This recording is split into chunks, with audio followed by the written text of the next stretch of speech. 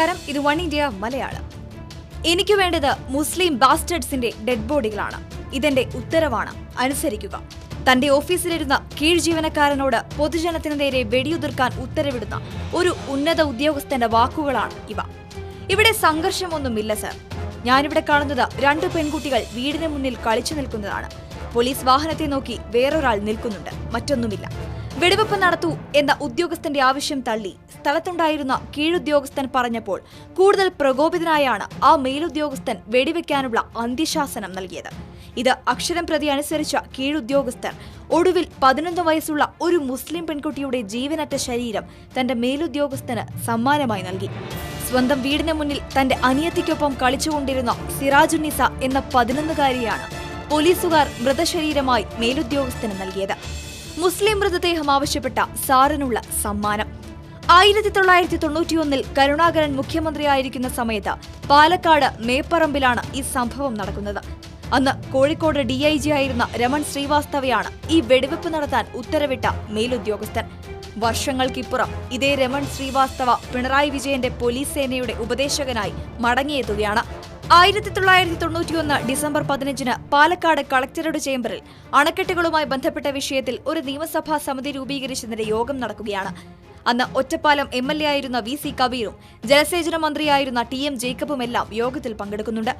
കളക്ടറിന്റെ ചേംബറിൽ വയർലെസ്സിലൂടെ പോലീസിന്റെ ഉത്തരവും നിർദ്ദേശങ്ങളും പശ്ചാത്തലത്തിൽ കേൾക്കാം.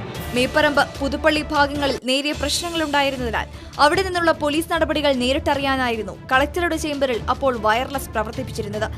അന്ന് അവിടെ കേട്ട വയർലെസ് സന്ദേശങ്ങൾ എന്താണെന്ന് VC കബീർ പറയുന്നു. ഷൂട്ട് ചെയ്യാൻ വേണ്ടി രമൺ ശ്രീവാസ്തവ നിർദ്ദേശിക്കുന്നത് കേട്ടപ്പോഴാണ് തങ്ങൾ യോഗം നിർത്തി ശ്രദ്ധിക്കാൻ തുടങ്ങിയത്.